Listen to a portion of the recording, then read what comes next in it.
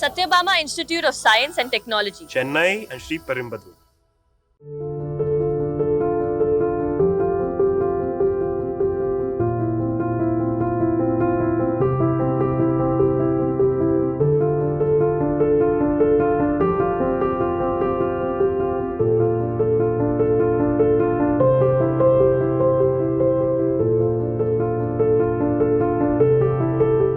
இன்றைய தினம் தனுக்கோட்டை நடுநிலை பள்ளியில 2026-2027 ஆண்டிற்கான நம்முடைய இந்த மாணவர் சேர்க்கையை தொடங்கி வச்சிருக்கிறோம்.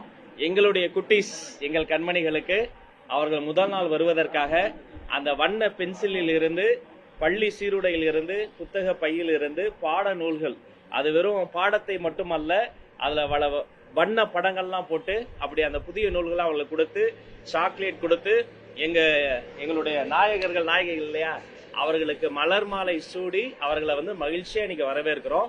இந்த இணைய நிகழ்வில் பங்கெடுத்த என்னுடைய செயலாளர், என்னுடைய துறை அதிகாரிகள் மற்றும் நம்முடைய ஆசிரியர் பெருமக்கள் அத்தனை பேருக்கும் என்னுடைய வாழ்த்துக்களையும் வணக்கங்களையும் தெரிவிச்சுக்கிறேன்.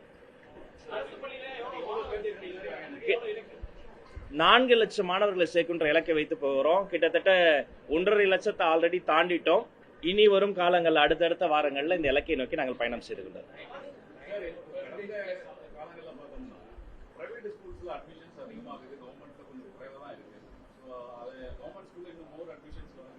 இல்ல, ரொம்ப அப்படி டிஃபரன்ஸ் இருக்குன்னு சொல்ல முடியாது. தமிழ்நாடு முழுக்க பாத்தீங்கன்னா அந்த ஒரு பிரிவிலேஜ் இருக்கக்கூடிய குழந்தைகள் பிரைவேட் ஸ்கூல்ஸ்ல சேர்றாங்க. அதே மாதிரி எல்லா தரப்பு மாணவர்களையும் இன்க்ளூசிவாக அரவணைத்து சேர்த்து போகக்கூடிய ஒரு இடமாக அரசு பள்ளிகள் இருக்கு. அப்படி பெரிய அளவுல வித்தியாசம் இல்ல, நெக் டு நெக் தான் இருக்கு. ஆய்வு பணிகள் செய்து கொண்டிருக்கிறோம். ஒவ்வொரு பள்ளியுமே வெற்றி பெற வேண்டும், அந்த வெற்றி பள்ளியும் வர வேண்டும். அதற்கான அறிவிப்பு விரைவில் வரும். எஸ்,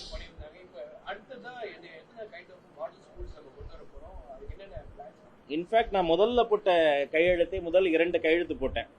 மாண்புமிகு தமிழ்நாடு முதல்வர் சி ஜோசப் விஜய் அவர்களுக்கு இந்த நேரத்தில் இதயபூர்வமா நன்றியை தெரிவித்துக் கொள்கிறேன்.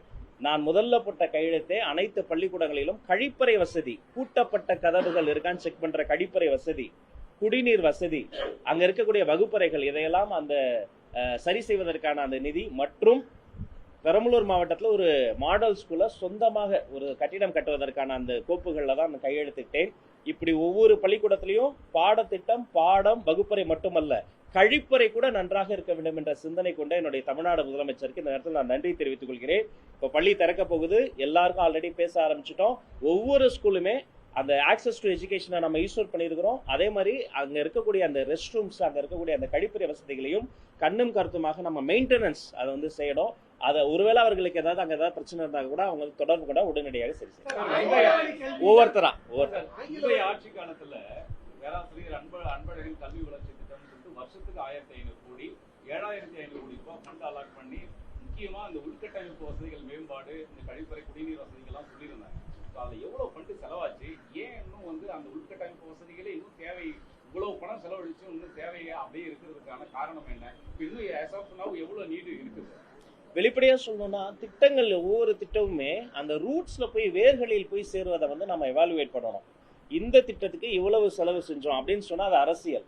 சரிப்பா, அந்த திட்டத்துக்கு அவ்வளவு செலவு செஞ்சு அதோடைய அவுட்கம் என்ன, அதோட இம்பாக்ட் என்ன மாறி இருக்கு, இன்னும் என்ன மாறணும் எடுத்தா அதுதான் வருங்காலத்திற்கான ஒரு அரசியல். அந்த வருங்கால அரசியல் நாங்க செய்யணும்னு ஆசைப்படுறோம்.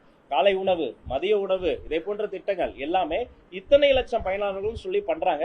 உண்மையிலேயே 1 லட்சம் பேர், ஒரு எக்ஸாம்பிள் சொல்றேன், 1 லட்சம் பேருக்கு சாப்பாடு போறதா கணக்கு காட்டுறோம். ஆனா ஒருவேளை அங்க 80,000 பேர் தான் சாப்பிடுறாங்க, 20,000 பேர் சாப்பிடாம போய் கணக்கு காட்டிட்டாங்கன்னா அதை நாங்க டாலரேட்டே பண்ண மாட்டோம், கடுமையான நடவடிக்கை எடுப்படும். எத்தனை பேர் பயனாளர்களோ அத்தனை பேருக்கு மட்டும் 100% அதை போய் சேருவதற்கான அந்த மானிட்டரிங் சிஸ்டம்ஸும் நாங்க வைத்திருக்கிறோம். அதை இன்னும் மேம்படுத்துவோம். ஆங்கில வழி கல்வி தான் இப்ப மாணவர்கள் நோக்கி வராங்க. ஆனா எய்டட் ஸ்கூல்ல ஆங்கில வழி கல்விக்கு பெர்மிஷன் கொடுக்க மாட்டீங்க. நீண்ட காலமாகவே அந்த மாதிரி தான் இருக்குது. ஆசிரியர்களை உபரி ஆசிரியர்களை தான் வச்சிருக்காங்க அப்படிங்கிற ஒரு குற்றச்சாட்டு. எய்டட் பள்ளிகளுக்கு ஆங்கில வழி கல்விக்கு என்ன இல்ல, முன்ன மாதிரி இல்லைண்ணா. இப்ப பாத்தீங்கன்னா எல்லா பள்ளிக்கூடங்களிலுமே அந்த ஆப்ஷனுக்கு அவங்க இங்கிலீஷ் அவங்க சூஸ் பண்ண முடியும். அவங்க தமிழ் மீடியம்ல எவ்வளவு ஸ்டூடெண்ட்ஸ் சேர்றாங்களோ அதே மாதிரி ஆல்மோஸ்ட் இங்கிலீஷ் மீடியத்துல அவங்க சேர்றாங்க. எல்லாமே அவங்களை என்ஹான்ஸ் பண்றது தான். நம்மளை பொறுத்த வரைக்கும் இருமொழி கொள்கை என்பது இந்த மண்ணுக்கானது, எங்கள் மாணவர்களுக்கானது, அது எங்கள் டிஎன்ஏலே இருக்கிறது. அதில் ஆங்கிலம் என்பது அவர்களுக்கு கற்றலில் ஏதாவது குறைபாடுகள் இருந்தால் கூட ஸ்பெஷலாக அந்த குழந்தைகளுக்கு அதை என்ஹான்ஸ் பண்ணுவதற்கான முயற்சிகள் செய்கிறோம். ஆசிரியர் பற்றாக்குறை வந்து 2 நாள் முன்னாடி கூட டிஆர்பிக்கு ஒரு ரெக்வஸ்ட் லெட்டர் கொடுத்துருக்கிறோம். உடற்கல்வி சொல்லித்தர அந்த பிடி டீச்சர்ஸை கூட வேகன்சியை வந்து சீக்கிரம் போடுங்கன்னு சொல்லி டிஆர்பிக்கு ரெக்வஸ்ட் பண்ணிடுறோம். இல்லை, எய்டட் பள்ளிக்கு இதே மாதிரி தான். அவர்களுக்கு என்ன பிரச்சனை இருந்தாலும் மனுவாக எழுதி கொடுத்துட்டாங்கன்னா சம்பந்தப்பட்ட டேரக்டர்ஸுக்கு பேசிட்டு ஃபர்ஸ்ட் நானே இதுவே ஒரு எய்டட் பள்ளிக்கூடம் தானே, இங்க வந்து குழந்தைங்களோட குழந்தை இடம் இருக்கிறோம், டெஃபினட்டா அவங்களுக்கு தேவையானதும் செய்திருப்போம். எஸ்,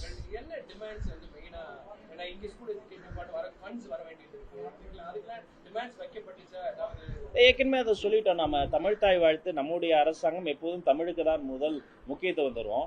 அது வெறுமனே மேடைகளை பேசிட்டு அதுக்கப்புறம் அப்படியே விடுறது கிடையாது. ஏன்னா அதை நாங்கள் வந்து ஒரு பொலிட்டிக்கல் விஷயங்கிறத தாண்டி அது நம்முடைய ப்ரைட், அது நம்முடைய முக்கியமான விஷயம். அதனால அதுக்கு சட்டப்படி முறைப்படி அதை வந்து செய்யணுங்கிறதுக்காக தான் நம்ம வந்து குறிப்பிட்டிருக்கிறோம். எந்த பிரச்சனைகளும் அப்படிதான், அங்கே என்ன நடந்தது என்ன பிரச்சனைங்கிறது வெளிப்படையாக சொல்லிட்டோம்.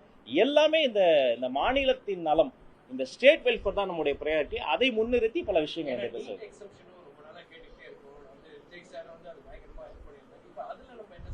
இல்லை, அதுவுமே அதே தான். நம்ம வந்து எல்லா ஆய்வு பணிகளையுமே நிறைவு செய்து சில விஷயங்களை சட்ட ரீதியாக போராடுறோம், சில விஷயங்களை சட்டமன்றத்தில் வச்சு போராடுறோம், சில விஷயங்களை மக்கள் மன்றத்தில் வச்சு போராடுறோம். ஆனால் இது அதிகாரத்தில் நிர்வாகத்துக்குள்ளார இதுவரைக்கும் இந்த மண்ணுக்காக, இந்த தமிழ்நாடு மக்களுக்காக எல்லாருமே இந்த ஃபார் தி பீப்புள்னு எடுத்த ஸ்டாண்ட் அதே ஸ்டாண்டு தான். அதில் கட்சி பேதமோ கட்சி பாகுபாடோ கிடையாது.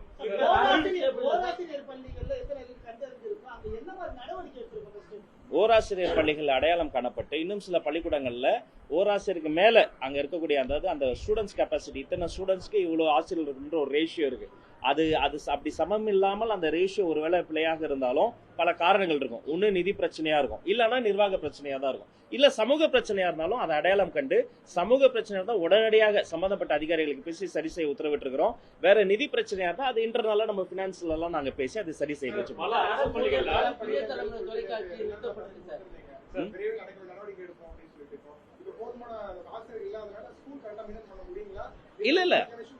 இல்ல ஆசிரியர்கள் தான் எங்களுக்கு, அதாவது எப்படி எங்களுக்கு ஸ்டூடெண்ட்ஸ் பேரண்ட்ஸ் அவர்கள் எங்களுக்கு முக்கியமோ ஆசிரியர்கள் எங்களுக்கு முக்கியம். அந்த ஆசிரியர்கள்னா நாங்க யாருமே இங்க வந்து உட்கார முடியாது.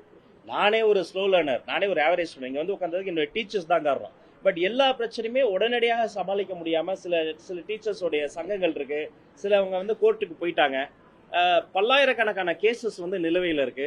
அப்படி நம்ம உடனடியாக அதுக்கு வந்து நம்ம எதுவும் பண்ண முடியும். பட் நம்ம கெப்பாசிட்டியில் இதெல்லாம் உடனடியாக தீர்க்க முடியுமோ அதை உடனடியாக பண்ணிட்டோம். நீதிமன்றத்தில் இருக்கிற சட்ட ரீதியா இது பள்ளிகள்ல பெண் குழந்தைகளுடைய பாதுகாப்புக்காக என்ன மாதிரியான நடவடிக்கைகளை எடுக்க போறீங்க?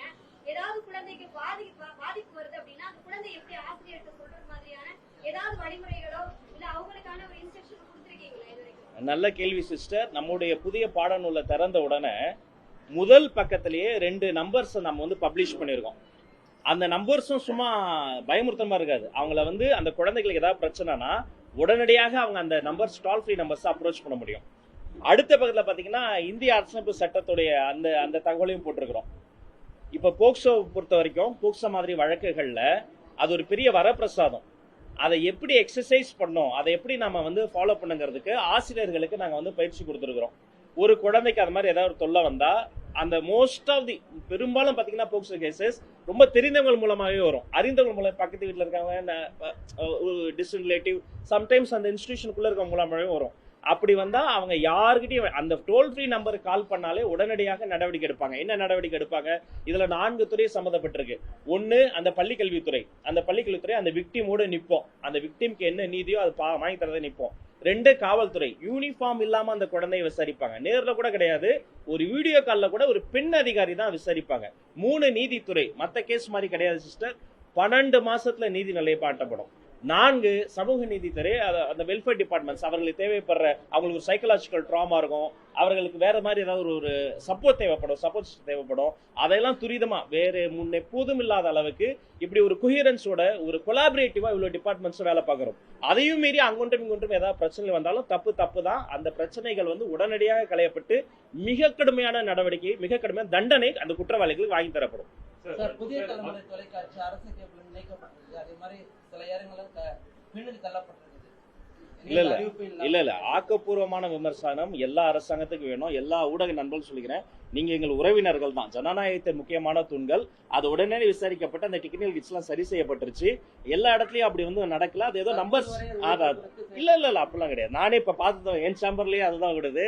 நம்பர் ஏதோ பின்னாடி போச்சுனாங்க உடனடியாக களையப்பட்டு விடுது. பட் உங்களுக்கு வேற என்ன பிரச்சனாலும் எதுனாலும் பண்ணாலும் feel free to approach me. நம்ம அது சரி என்ன பாலிசி நம்ம அடாப்ட் பண்ணணும்? ஏன்னா டெட் முடிச்சவங்க எங்களுக்கு பிஆர்டி கொடுக்கணும்ன்றாங்க. இல்ல ஏடிஎம்கே திமுக அரசாங்கம் சொல்லுச்சு நேரடியாக டெட் எழுதினாலே போதும், ரெண்டாவது எக்ஸாம் எழுத தேவையில்லை, ஏடிஎம்கே மட்டும் தேவையில்லாம ஒரு ஜியோ போட்டாங்க, அதை நாங்கள் கேன்சல் பண்ணுவோம்னாங்க, பண்ணல. இப்போ நீங்க அப்படியே இருக்கிற சிஸ்டத்தை அப்படியே கண்டினியூ பண்ண போறீங்களா? என்ன பாலிசி அடாப்ட் பண்ணுறீங்க? சார் கேள்வியே ஒரு பெரிய பதிலா சொல்லிட்டாரு பாருங்க. நல்லது. இப்போ கூட நாங்க வரும்பொழுது தொலைபேசியில ஃபாலோ பண்ணிக்கிட்டே இருந்தோம். உச்சநீதிமன்றத்துல நம்ம துறை சார்ந்த என்னென்ன தீர்ப்பு வருதுன்னு பார்க்கிற பொழுது இந்த டெட் எக்ஸாம் சம்பந்தமா 2 ஆண்டுகள்ல தேர்வாகணுங்கிறது 3 ஆண்டா மாறி இருக்கு. உடனடியாக அந்த தீர்ப்பு நகலெல்லாம் நான் வாங்க சொல்லியிருக்கிறேன். இது ஆசிரியர்கள் நலன் என்பது மாணவர்களின் நலன், ஆசிரியர்கள் மாணவர்களின் நலன் என்பது இந்த நாட்டின் நலன். அதனால இது நீதித்துறை சம்பந்தப்பட்டது. அது நம்ம உடனே இப்ப நம்ம டிஆர்பியில் ஒரு எக்ஸாம் வைக்கிறதோ, அவங்கள கூப்பிட்டு கிரீவன்சஸ் மீட்டிங் வைக்கிறதோ, அது ஒரு புரோட்டோகால் இருக்கு. அதை ஃபாலோ செய்யப்பட்டு அவர்களுக்கும் என்னால் முடிந்த ஏதோ ஒரு நன்மை, அது 15-16 ஆண்டுகால பிரச்சனையை 15 நாட்களில் சமாளிக்க முடியாது, சரி செய்ய முடியாது, உண்மைதான்.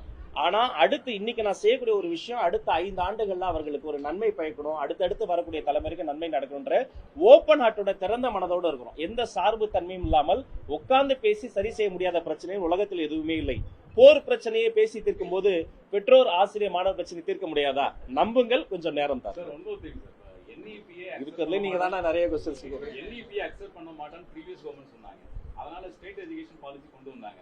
நம்ம அந்த SEP ஃபாலோ பண்ண போறோமா இல்ல NEP ல இருக்கிறத ஃபாலோ பண்ணலாம்? ஐயா SCERT விட என்னையா வேணும்? நம்முடைய ஸ்கூல் எஜுகேஷன் பாலிசியில அந்த புக்ஸை நான் அவர் அண்ணனுக்கு மட்டும் ஒரு காப்பி கொடுத்துருங்க, ப்ளீஸ் வாங்கி பாருங்க. இது அரசியலே கிடையாதுங்க. நான் பார்த்தப்ப எனக்கு அவ்வளோ ஆசையா இருந்தது. ஒரு குழந்தைய தூக்குற மாதிரி அந்த புக்கை நீங்க தூக்கி பாருங்க. கண்டிப்பாக இந்த மாநில நலன் சார்ந்து நம்முடைய மாநில கல்விக் கொள்கையே போதுமானது. சரி, அனைவருக்கும் நன்றி, வணக்கம். Satyabama Institute of Science and Technology, Chennai and Sri Perumbadur.